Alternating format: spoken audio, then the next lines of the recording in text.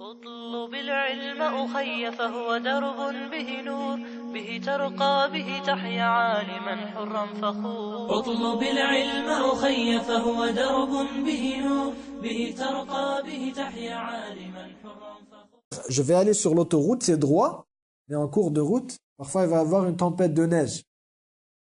Dans d'autres pays, tempête de sable, la glace sur le sol. Un accident, construction, ainsi de suite, où tu es forcé, même de façon parfois non volontaire, ah, ça va aller un peu à droite, ah, ça va aller un peu à gauche. Et tous ces facteurs-là dépendent du contexte dans lequel tu vis. Parfois, tu vis dans un contexte. Contexte, ça veut dire temps et lieu. C'est ça le contexte. Temps et lieu.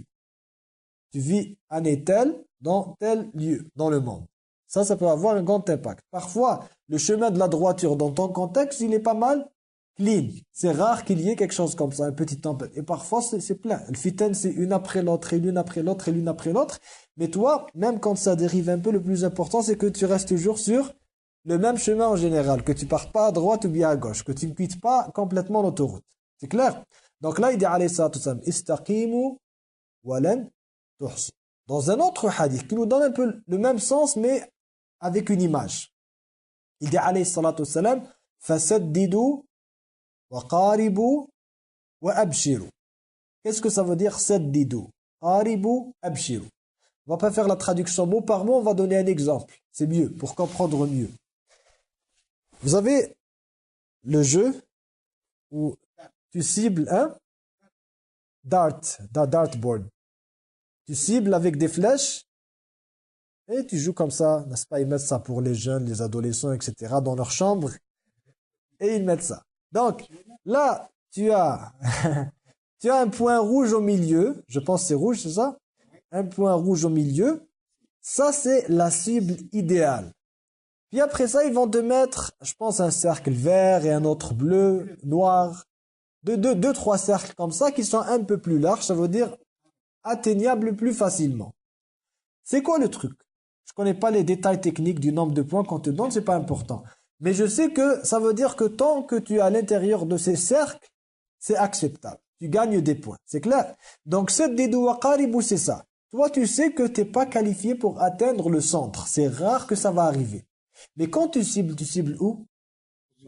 Tu cibles le centre. Est-ce que tu vas cibler le plus proche du centre? Premier cercle, deuxième cercle? Non. Tu cibles le centre.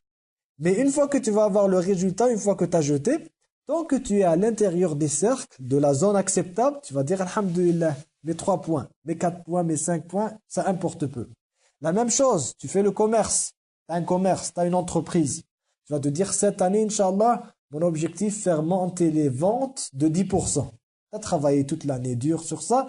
À la fin de l'année, tu fais ton rapport, les ventes ont augmenté de 9,7%. Est-ce que tu vas être triste?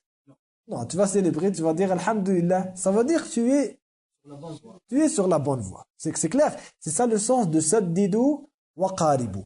Tu cibles la précision, la perfection. Ça, c'est l'intention. Mais, tant que, dans les faits, dans la réalité, tant que tu te rapproches, alhamdulillah.